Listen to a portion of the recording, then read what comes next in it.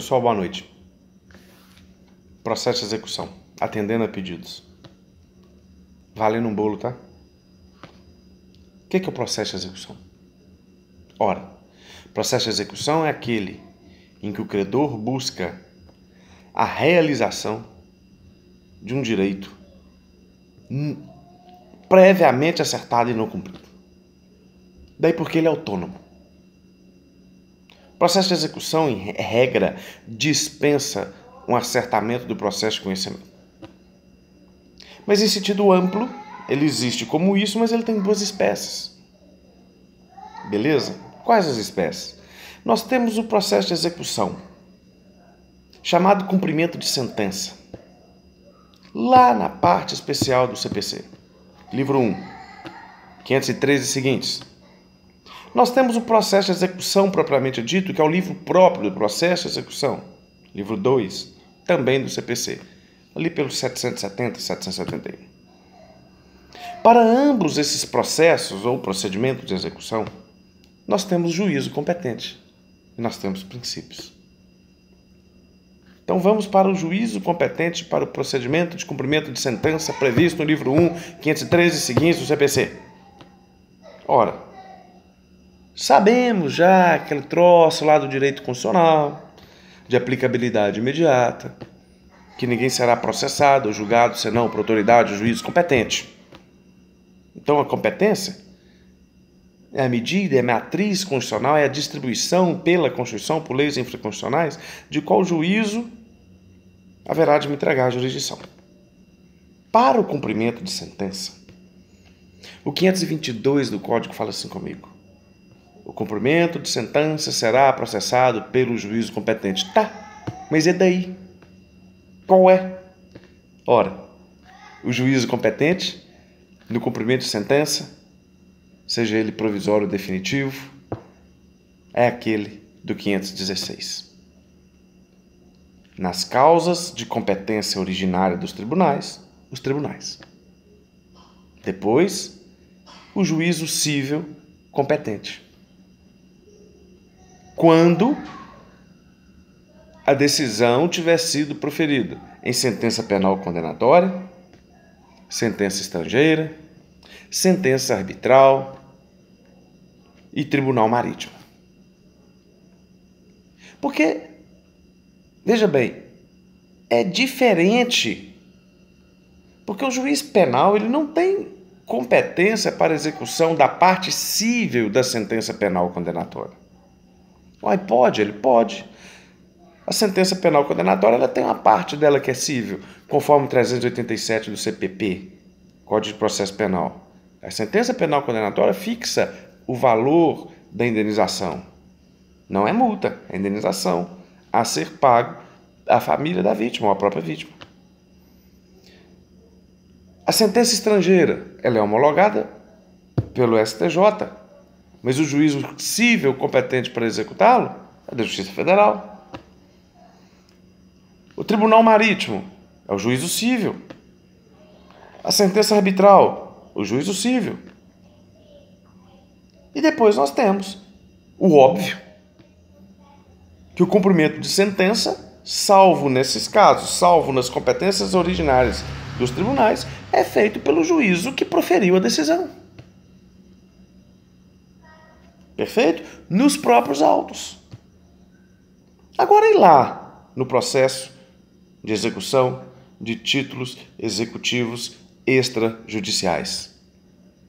Ora, a competência lá é fixada pelo 781, artigo 781, sem nenhuma complicação.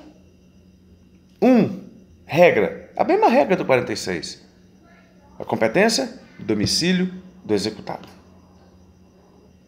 A competência pode ser feita também no local de situação dos bens, se ele tiver domicílio incerto.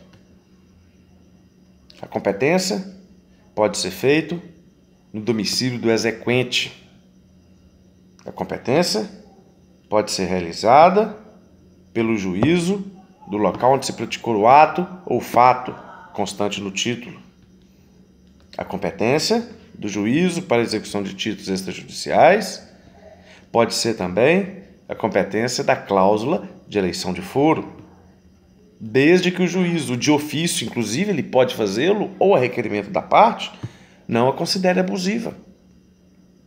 Sueli, então, pode o juiz declarar, decretar de ofício a incompetência em razão da cláusula de eleição de foro? Pode, não é só no CDC.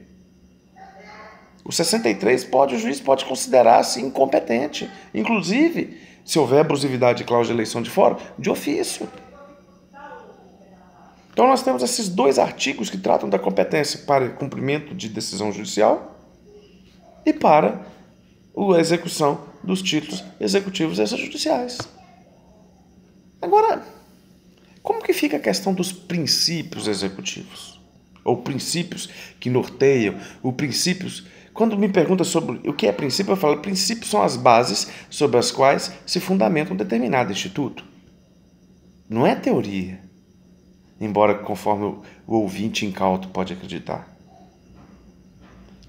Então, aquilo que informa o processo de execução e que está cada um deles previstos nos artigos do processo de execução, a doutrina fala conosco que são mais ou menos 8 princípios que informam o processo de execução.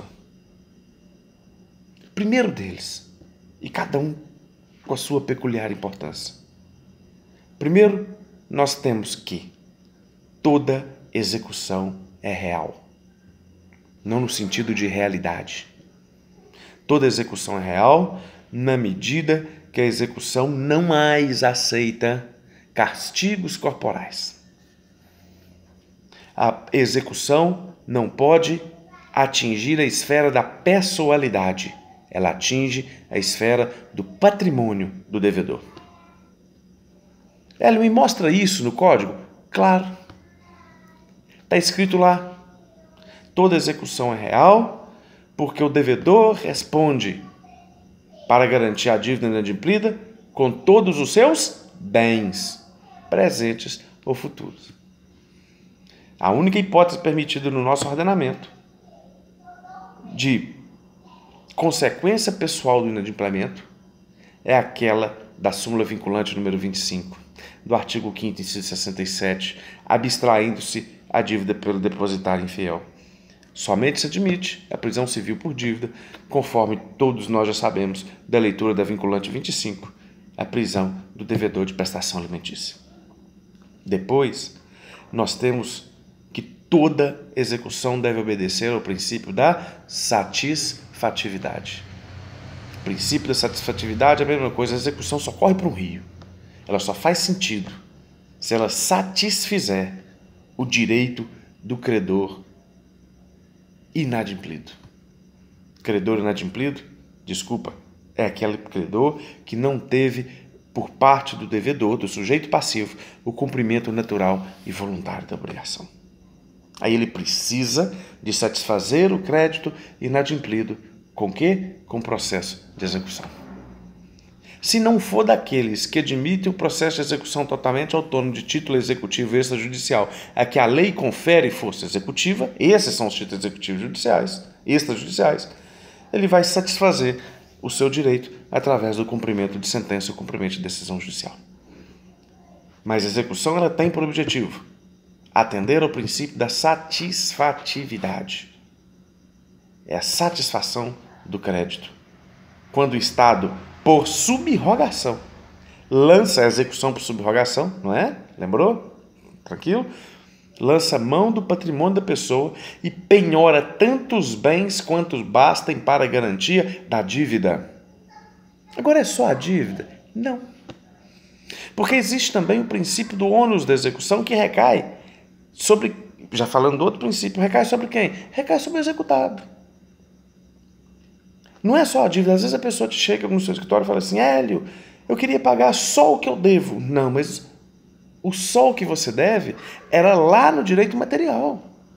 Agora você deve os que você deve, mais atualização, mais os juros, mais os honorários advocatícios, mais as custas de processo, inclusive os honorários advocatícios da outra parte.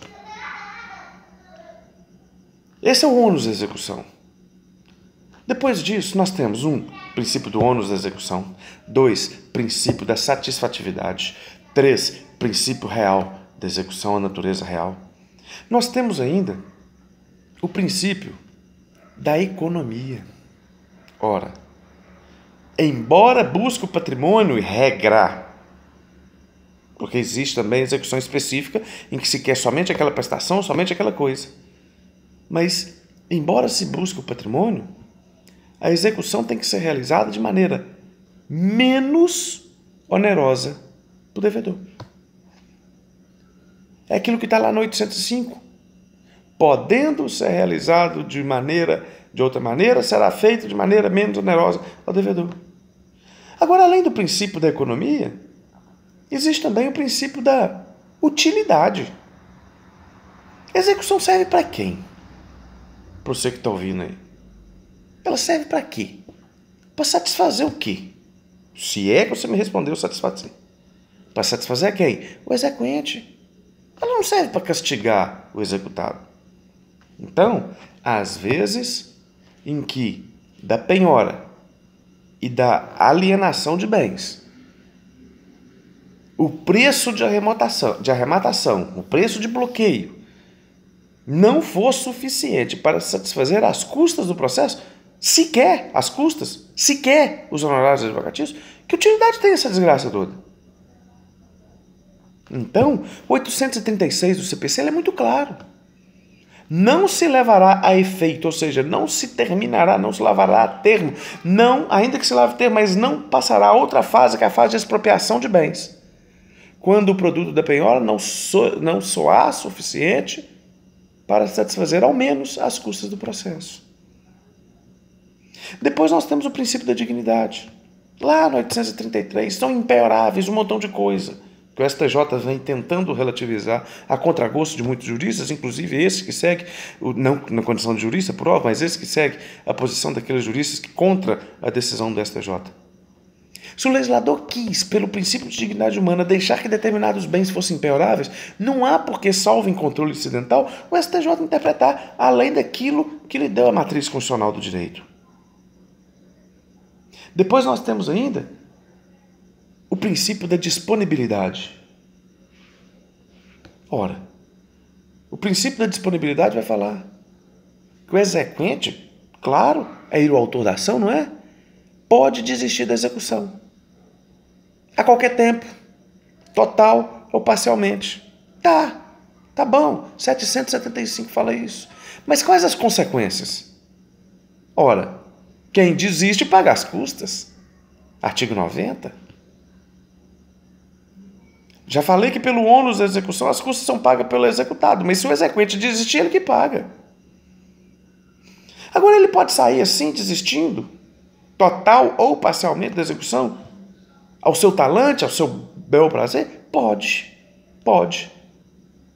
Agora, se já opostos embargos, extingue também os embargos.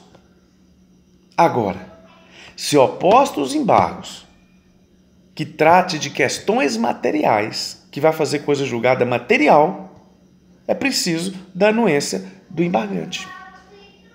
Por quê? Porque se os embargos versarem apenas sobre questões processuais, extinto o principal execução, extingue-se também os embargos. Agora, por outro lado, imagine um embargo tratando de questão material, ainda que seja preliminar. Vou dar um exemplo: prescrição. O exequente desiste da execução